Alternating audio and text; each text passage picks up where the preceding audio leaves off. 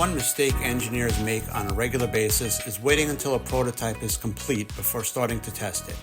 Rich and Vin explain why that happens and why it's a road to redesign. Welcome to the DevTalk podcast with Rich Nass and Vin D'Agostino. It's been a little while, Vin. How have you been? Yeah, I've been great. How have you been? I'm okay. I won't go into detail on the dental surgery that I had, which is why I probably sound a little funny. And if we were on video, you'd know that I look a little funny, but I will survive. I'm sure that you will, and I'm sorry you're going through that. It's been I think it's been a crazy summer for everybody. Everybody's had something going on that I've been talking to. So it's just one of those years. Well, unfortunately, I'm at that point in life where a lot of your conversations are about doctors and insurance and stuff like Oh, that. don't start that. Don't start that. They don't have to be. Okay. All right. So the topic du jour is test. And this is one of those subjects that I keep coming back to that I don't know if people don't take it seriously enough, or they think it's one of those that will never happen to me kind of things. But embedded developers seem to think that they should test their prototype when it's complete. And you and I both know that that's a mistake. But why can't we convince the community that that's the wrong way to approach test? Well, I think, look, there's a few things. We talk about embedded systems, and that's what we do.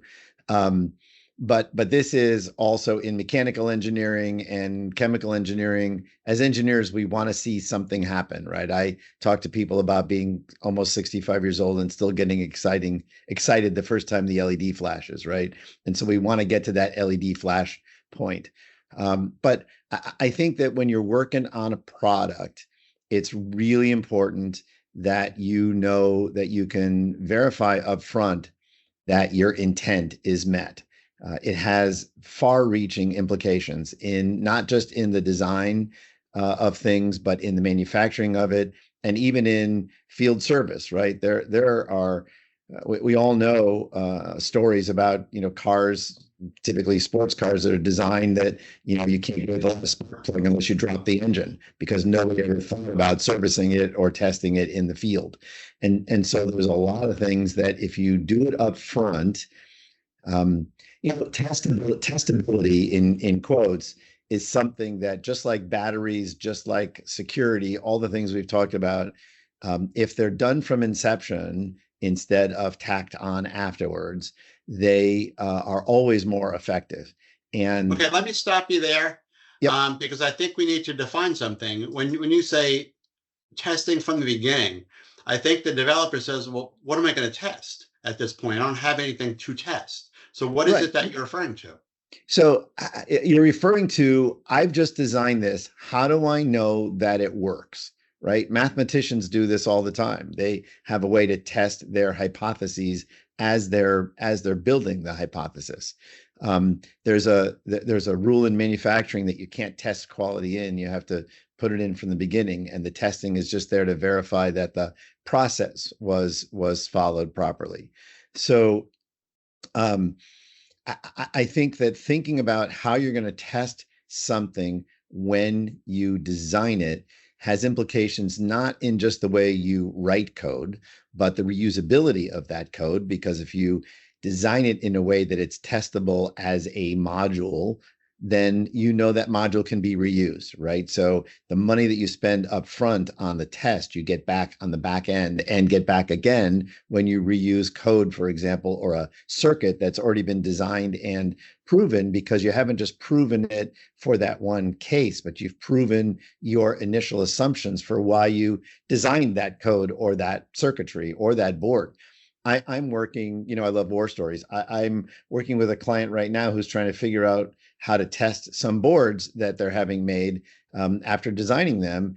And we're now just figuring out where we can clip test leads. Luckily, there's a capacitor that's laying down, so there's a place to clip onto ground, because as the board was designed, as the circuit was designed, there was never any thought to how am I going to verify this afterwards? Do I have test points, right? We are now looking at having to do better nails or some other way to get at pins on connectors because we don't have test points in place to be able to easily put a probe without shorting against something else.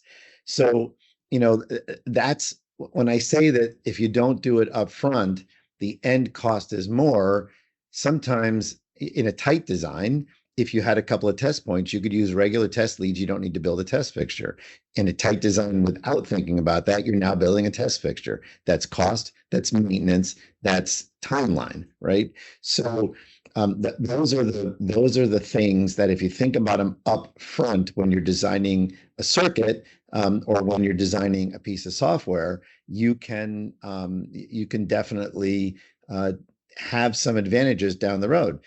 Design for testability is a thing in software development. When you are studying computer science, one of the things that you talk about in class, if you're in a good school, is design for testability. How are you going to know that the algorithm that you've just designed works in all the corner cases, so the plane doesn't get in the air and a corner case comes up and the flaps move the wrong way or something, right?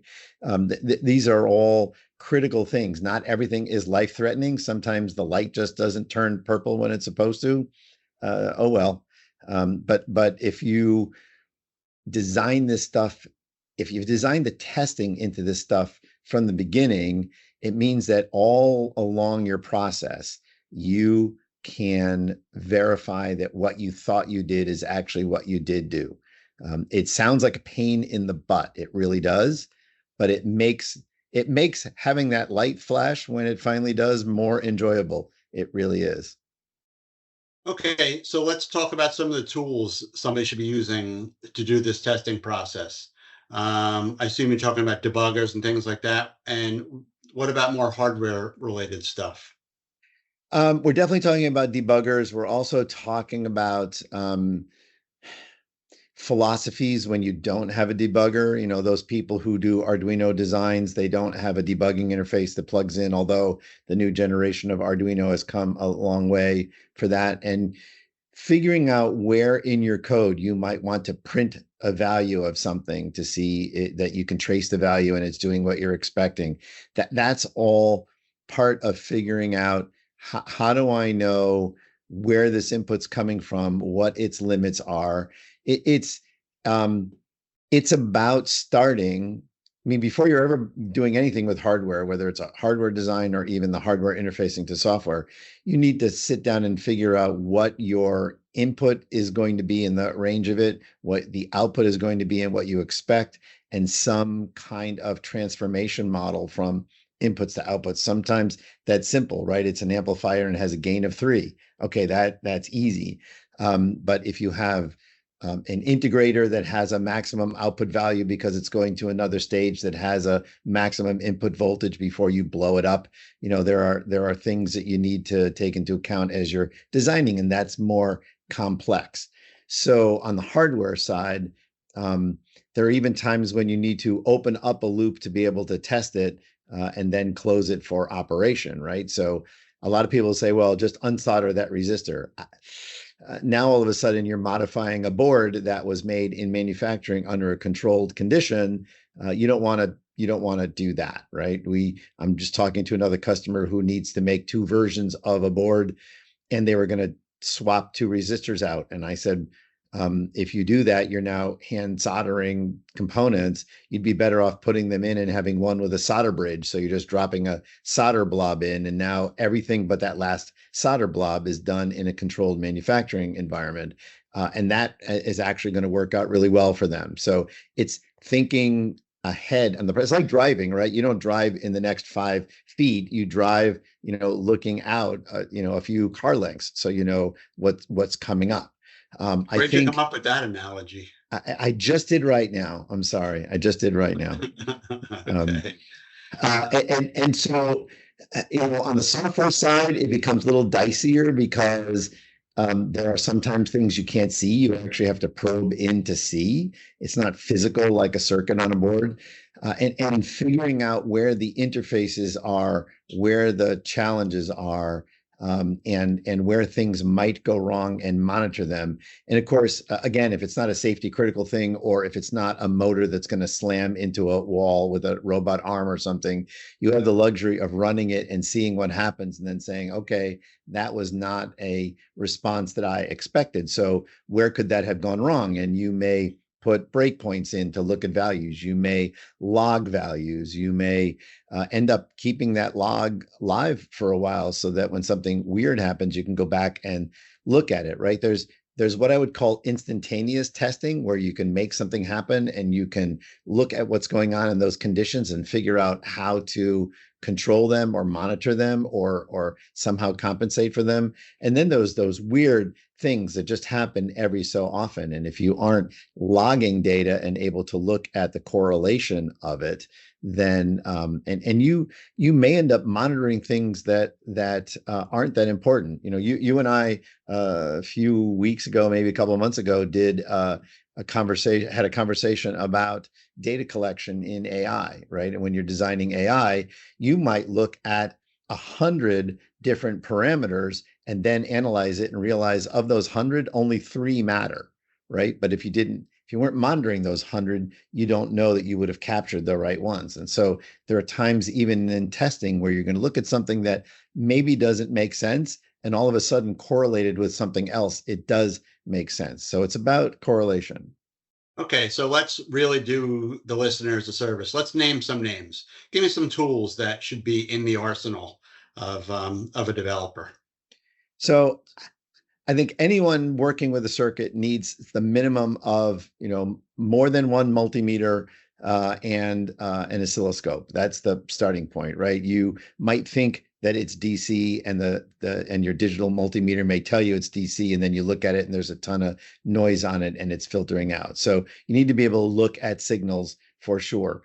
I would always suggest that if you could afford it, you get a 4-channel scope so you can look at things again for that correlation of what's happening with multiple signals at the same time. On the software side, everybody should have a debugger.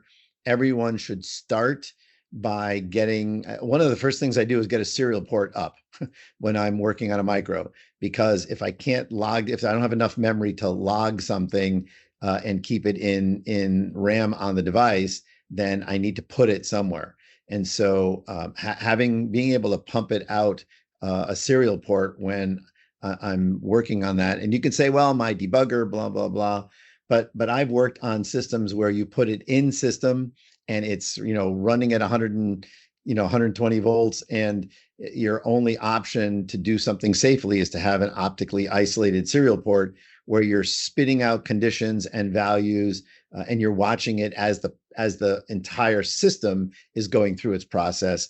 And you can say, oh, that sensor didn't happen when I thought it was going to happen. And I need to compensate for that, or I need to look at it differently, or I need to move the sensor, or I need to do something, right? So sometimes it's a physical response in the system. Sometimes it's electrical, and sometimes it's a piece of software. You need to create a low pass filter for something because there's some noise on a sensor that you hadn't planned on, right? And you won't know that without being able to monitor. So everybody should have a debugger. Everybody should have some kind of optically isolated